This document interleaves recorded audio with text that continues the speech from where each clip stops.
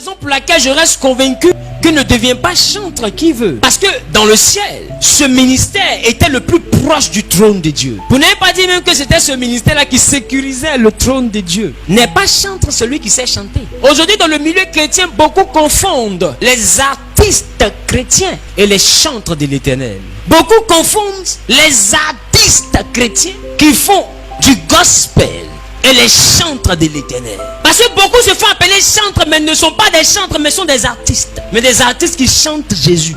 Parce que laissez-moi vous dire, à la vérité, un chantre ne peut pas venir danser dans le baptême. Parce qu'un chantre n'est pas là pour vous distraire. Un chantre est consacré pour rendre louange et adoration à Dieu. Quand lui il ouvre sa bouche pour chanter, c'est pour que Dieu seul soit réjoui. Un chantre a à peu près la même dimension qu'un homme de Dieu. Ça veut dire que aujourd'hui, lorsque nous venons même dans le milieu chrétien, nous voyons que les artistes chrétiens se sentent deux fois plus importants que les chantres chrétiens. C'est que quand un artiste rentre tout à l'heure, même les chantres vont se sentir un peu inférieurs.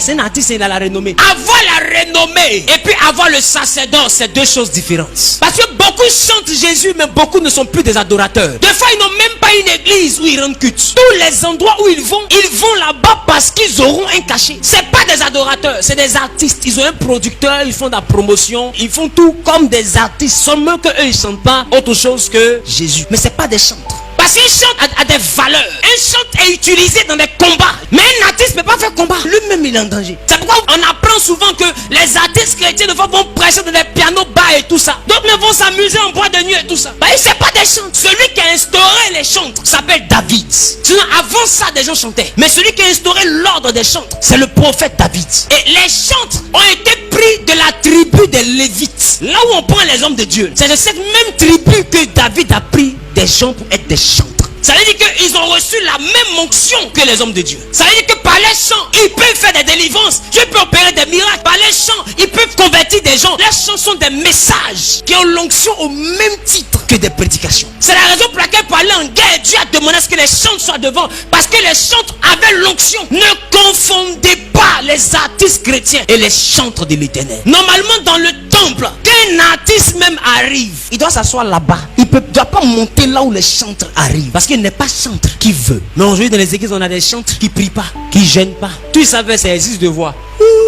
Et ça fait composition pour aller faire sortir cassette. C'est le chemin pour devenir artiste. Tu es un artiste gospel, mais tu n'es pas chantre. Le chantre, c'est son témoignage. Le chantre, c'est sa façon de vivre. On exige du chantre ce qu'on exige de l'homme de Dieu. Le chantre n'est pas qu'un simple chrétien. Le chantre est serviteur de Dieu au même titre qu'un prophète, qu'un pasteur, qu'un évangéliste, qu'un docteur. Mais dans l'église locale, ça veut dire que tu ne peux pas ne pas avoir d'assemblée ou adorer Dieu et puis être chantre. Le chantre, c'est un conducteur de louange. Mais dites-moi, les artistes, ils conduisent quelle louange? Peut-être qu'ils ont tant même pour un culte. C'est des gens du showbiz. Ils font du show et du business avec le nom de Jésus. Cette corporation a besoin d'entendre des choses. Parce que le chantre, il est sacré, c'est un sacerdoce royal. Il est outillé pour n'importe quel combat. Le chantre participe même à des délivrances. Le chantre de l'Éternel peut se mettre dans sa chambre en train d'adorer Dieu. Même sorcier ne peut pas dormir. Parce que le chantre n'est pas n'importe qui. Il détient l'arme la plus puissante que Dieu utilisait pour protéger son trône. Donc ça veut dire que le chantre a pour mission de protéger même le temple. Parce que le temple doit être environné d'une louange et d'une adoration pure,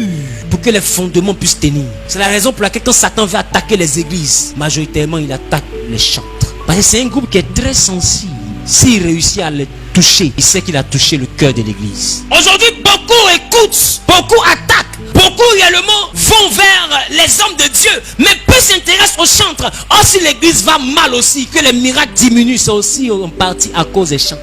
Et quand je dis chante, je dis instrumentiste. Quand je dis chante, je parle aussi des vocalistes. Donc savoir chanter et puis être chantre, c'est deux choses différentes. Un chantre est consacré, il est mis à part. Pas les plaisantins que nous voyons dans les églises qui répondent. Tu es baf, tu n'es pas chantre. Un chantre a un style de vie conforme à la parole de Dieu. Mais quand tu regardes les chantres aujourd'hui, c'est la plus grande débauche qui puisse exister dans le temple de l'Éternel. C'est des gens qui se font manipuler dans tous les sens et avec même des empreintes encore sur leur corps viennent chanter Dieu. Oh, il y a empreinte, c'est le bras de l'homo sapiens numéro 2 ou bien c'est truc, mais si on va au FBI pour faire prélèvement d'empreintes, on trouve un bras qui est comme ça, un peu vers la poitrine, le bras est comme ça. Et mais ce bras là, ça fait quoi? C'est un sorcier qui voulait me manger la nuit. C'est la photo de son bras, vous voyez. Dans le temple aujourd'hui, ceux qui n'ont même pas la crainte de Dieu, majoritairement c'est les chantres. Il y a beaucoup de chanteurs dans l'église, mais les chantres sont rares. C'est pourquoi aujourd'hui, lorsqu'on regarde même la corporation des chantres, il y a de tout là-bas. Même d'homosexuels. Il y a de tout, mais quand il va chanter, hey Dieu, voix. Non, tu peux pas. Oh, la voix sort bien parce que c'est débouché. Pour nous, ça ne peut pas sortir. Donc quand je crie un peu, ça se bloque. Mais pour lui, là, il crie, ça sort. Il crie, ça sort. Plus il crie, ça sort. Comme si le vent rentre, ça sort. Est-ce que quelqu'un me comprend? Et aujourd'hui, les choses sacrées de Dieu sont perverties. Aujourd'hui, même quand on parle de louange et d'adoration, c'est une série de chansons, mais dépourvues d'onction. Des fois, c'est un concours de qui a belle voix au micro. J'ai avant de chanter.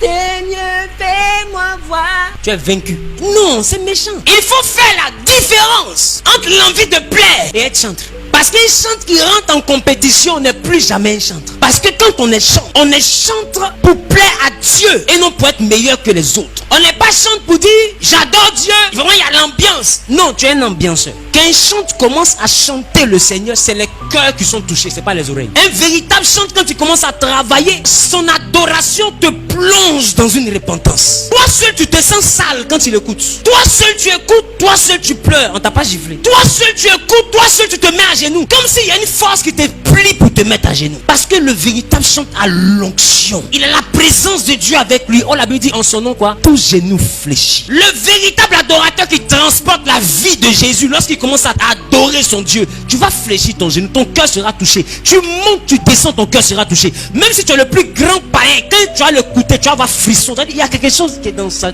Oh, c'est même chanson là. Mais le jeune là, il a un truc en lui. C'est ça l'onction de chant. Être chante, c'est une onction. C'est pas un talent. Sinon, va à The Voice. Si tu chantes sans onction, tu n'es pas un chanteur. Tu es un chanteur. Je reconnais ton talent de chanteur. Mais c'est pas parce que tu es éloquent que tu es prédicateur. Être prédicateur, c'est un appel. Être éloquent, c'est un talent. De savoir bien parler, être convaincant. Connaître la Bible ne fait pas de toi un homme de Dieu. Et ça veut dire aussi que chanter ne fait pas de toi un chanteur. C'est la raison pour laquelle tous ceux qui n'ont pas la vie de chantre et l'appel même de chantre, qui s'amusent à chanter, là, leur vie se mélange après. Il y a des fouillés dans la vie des chantres, ils ont les vies les plus compliquées de l'histoire de l'église. Parce que ce qu'ils ne savent pas, c'est que ce que vous voyez là, c'est des canons. Donc ta voix là passe par quoi? Par quelque chose qu'on appelle un canon. C'est-à-dire quand on entend, c'est une bombe qui doit sortir. C'est pourquoi vous voyez les artistes disent, ce que j'ai envoyé là, c'est ma prochaine chanson, c'est une bombe, c'est une tuerie. Parce qu'il sait ce qu'il a fait passer par le canon. Quand tu as écouté, tu ne peux pas dormir. Et quand tu écoutes, tu ne dors pas. J'ai des reins de ça. Et ils sont ici, ils ont jeté des reins. Ils savent de quoi ils parlent. Quand on n'est pas à l'église, ils savent. Ils ont jeté des reins. Ça, l'église, ils veulent nous distraire. Donc ça veut dire que là, on a 3 canons. Donc il faut avoir 3 soldats pour tirer. Maintenant, toi, on cherche le soldat, tu es vigile, tu viens t'arrêter. On cherche commando. On cherche un vrai militaire qui va attraper un AK-47 là. Pour tirer pour que Satan sorte du temple. Et puis tu vois un gars de Vigue Assistance qui vient s'arrêter. Nous allons dans les camps ennemis. Satan il a dit, mais il y a le sifflet. Ouh. Un policier municipal qui vient s'arrêter derrière là. Nous allons dans les camps ennemis. Tu vas avec qui? Tu t'en vas seul, la vie. On te suivra pas là-bas. Parce que les chants, c'est le commencement de l'armée. Je viens de vous prouver ça. Bibliquement. C'est la raison pour laquelle vous voyez que quand on doit rentrer dans les combats spirituels, on demande aux chants de donner des cantiques. Même quand un homme doit commencer à rendre ministère, chasser les démons, il dit donnez-moi un cantique. C'est ce qui montre que le combat va commencer. Donc c'est pas n'importe qui doit parler là. Parce que celui qui va parler là, il va déterminer tout ce qui va se passer après. Celui qui va parler là, c'est lui qui va ouvrir le ciel pour que l'atmosphère prophétique descende. C'est pas n'importe qui. Élisée dit, pour que je prophétise, allez me chercher un joueur de harpe. Ça veut dire un chantre. Élisée prophétise pas sans chantre à côté de lui. Il dit à Akab et Josaphat, vous voulez que je prophétise? Allez me chercher un joueur de harpe. Et la Bible, ils ont envoyé le joueur de harpe. Et pendant qu'il jouait de la harpe, la Bible dit, l'Esprit de Dieu est descendu sur Élisée. Et Élisée a commencé à prophétiser. Vous savez pourquoi David est rentré dans le temple manger des pains de proposition sans mourir? Normalement c'est le lieu saint. On rentre pas là-bas. Tu rentres, Dieu te frappe, tu meurs. Si tu n'es pas sacrificateur. Mais je vous ai dit quoi? C'est David qui a instauré le régime des chantres. Pourquoi? Parce que lui-même il était chantre. Les psaumes, c'est les psaumes de David. Or psaume c'est l'adoration. Psaume c'est la louange. C'est-à-dire que David était dans la corporation des chantres. Donc il pouvait se permettre d'aller prendre des pains de proposition sans que Dieu ne le touche, parce que c'était un homme sacré et consacré. C'est la raison pour laquelle quand l'esprit mauvais tourmentait Saoul, c'est David seul qu'on appelait pour apaiser Saoul, parce que David jouait de la harpe. C'était un instrumentiste, c'était chanteur. Le roi a problème, on n'appelle pas quelqu'un, même prophète on n'appelle pas, on appelle un chanteur. Face à un mauvais esprit, on appelait un chanteur. Et David vient s'asseoir au pied du roi. Et quand il commence à jouer, il dit l'esprit laissait Saoul. C'est pas n'importe qui joue. Donc ça veut dire que dans l'œuvre de Dieu, il y a instrumentiste et puis il y a instrumentiste. Il y a pianiste et puis il y a pianiste. Et puis il y a gomboïste. Il y a guitariste et puis il y a guitariste. Ne c'est pas Dieu qui veut, c'est Dieu qui peut. C'est pourquoi j'exhorte ceux qui sont dans la corporation des chantres, qui passent leur vie à être de gombo en gombo. Vous vous mettez dans le danger. La façon la plus simple de gagner votre argent, allez-y faire le concert avec les DJ, les rappeurs. Vous serez à l'abri. Parce que quand tu te mets là, tu es dans une armée et tu es face à un combat. Tu participes au combat au même titre que celui qui a attrapé le micro. Sauf que toi, tu es un mercenaire. Et un mercenaire, il n'est pas du pays, mais on le paye pour venir se battre. Et toi, quand tu viens te battre, on te donne 5 000, donne 10 000 pour la bataille. Et tu es dans la maison et les problèmes de la bataille pour 5 000. C'est la raison pour laquelle ceux qui tournent d'église en église, ils font les gombos, ils font rien à leur argent. Tu peux rien faire avec. Parce que tu te mets dans un combat. Tu vas jamais rien devenir avec. Tu vas te créer des problèmes parce que l'église n'est pas un endroit pour chercher l'argent. L'église est un endroit pour adorer Dieu. Si c'est ton talent, je respecte le fait que tu puisses vivre de ton talent. Mais quand tu rentres dans une église, rentre pour adorer Dieu. Quand tu sors, que tu as ton talent, va chercher ton travail d'instrumentiste dans un studio, dans, je sais pas, auprès d'une maison de production. Je sais pas quoi, mais trouve un travail rattaché à ton talent. Mais quand tu rentres dans l'église, mets-toi avec le vêtement de chantre et adore ton Dieu. Sinon tu vas t'exposer à quelque chose que tu ne maîtrises pas. Donc aujourd'hui l'église est remplie d'instrumentistes, de chantres soi-disant, mais qui sont des artistes. C'est pas des chantres. Parce que même un instrumentiste doit avoir ses jours de jeûne. Parce qu'il a envie que quand il se met à jouer, que ce soit une énergie qui vient du ciel qui sorte. Alors David n'est pas l'homme selon le cœur par hasard. David joue et puis démon qui fatigue Saoul, laisse Saoul. Est-ce que vous voyez de quelle dimension vous parle? Même celui qu'on appelait Ésaü. Ésaü n'a pas été béni par son père. Et la Bible me dit que Jacob a été béni. Mais quand Jacob est parti, Ésaü est rentré dans la maison d'Ismaël. Et il a pris une femme dont le nom signifie instrument à cordes. Et quand il a pris cette femme, cet homme à qui on a dit il n'y a plus de gloire, quand Jacob est revenu de chez Laban, la Bible dit qu'il a trouvé un Ésaü puissant, de sorte à ce que celui que le Père a béni s'est prosterné 7 fois en terre avant de croiser celui qui n'a pas été béni. Comment c'est possible ça? Parce que Ésaü allait marier la louange. Et face à la louange, même la bénédiction de Jacob ne peut pas tenir. Aujourd'hui on voit des églises où un instrumentiste fait parler à un pasteur à cause de l'argent. Si les chantres même ne respectent même plus le sacré ni l'autorité. Je viens plus ici, moi mon argent, ils ne donnent pas mon argent, je ne sors pas. Je vous dis, ils font parler du vent. Ça fait que ce sacerdoce est en train d'être vidé de sa substance et de son contenu. Et tout ça participe à l'affaiblissement de l'église face aux ténèbres qui sont en train de pénétrer l'église. Parce que l'église n'a plus de lumière. Les porteurs de lumière se sont éteints. Je vous ai dit qui était le porteur de lumière? Lucifer. Mais depuis qu'il a arrêté de faire sa louange, on l'appelait comment? Satan. C'est il n'a plus de lumière. Il a dit même le maître des ténèbres. Parce qu'il ne peut plus porter de lumière. Donc ça veut dire que si l'église doit briller, il faut d'abord que ce département soit sanctifié. Et Satan ne s'est pas fatigué. Il attaque maintenant la mentalité de nos plus sacrés chantres. Et aujourd'hui, lorsqu'on dit que quelqu'un passe à la télévision, il se sent plus important que le chantre qui ne passe nulle part, mais qui est un conducteur de louange, qui se consacre, qui cherche la phase de Dieu. Ça veut dire que même ceux qui se consacrent là sont frustrés par ceux qui ne se consacrent pas. Et ça donne envie de ne plus se consacrer, de chercher à aller chanter aussi. Et Satan veut rendre tous les chants de l'Éternel artistes. C'est-à-dire ils chantent, mais sans onction. Prenez le temps et puis remarquez un peu nos chants même en Côte d'Ivoire.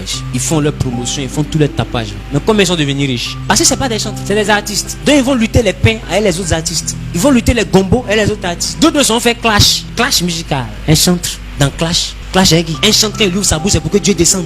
Mais clash est qui? Clash pour qui? Pour que quelqu'un vote. Si musique chrétienne a gagné, ou bien si musique DJ a gagné. On va descendre l'adoration de Dieu jusqu'au niveau du coupé décalé qui est né avant Jésus. Quelle insulte à l'Éternel. Et des prétendus chantres seront disponibles pour ça. Et vous les appelez chantres. C'est des artistes. Peut-être même c'est des zougouman. C'est des DJ. C'est des reggaeman. C'est des zougman. Mais c'est pas des chantres. Tu vois même d'autres même venir faire culte. Homme de Dieu, je viens faire culte chez toi dimanche. Ok, viens. Il s'assoit et fait culte. Quand il finit, homme de Dieu, mon transport. Pour venir adorer Dieu, on va payer ton transport. D'autres même sont dans le ministère de chantre en tant qu'instrumentistes. Quand ils n'ont pas gombo, ils vont pas à l'église. C'est quand il y a gombo, ils cherchent veille. Il n'y a pas une veille où il y a gombo. Attends, où est l'enfant de Dieu qui est en toi? Tu as vendu cet enfant de Dieu là pour 5 000, pour 10 000. Je donne ce message pour que les chants dans le monde m'écoutent. Redevenez la lumière du monde. Parce que dans le ciel, Dieu comptait sur vous. Alors sachez que sur terre, l'église compte aussi sur vous. Si vous abandonnez vos postes, c'est normal que les hommes de Dieu soient fragilisés. Parce que c'est comme si on est obligé de courir un pied. L'autre pied est en train de danser reggae. L'autre pied est en train de chercher 10 000. C'est vous, le deuxième pied, qui allez maintenir l'équilibre dans l'œuvre de Dieu.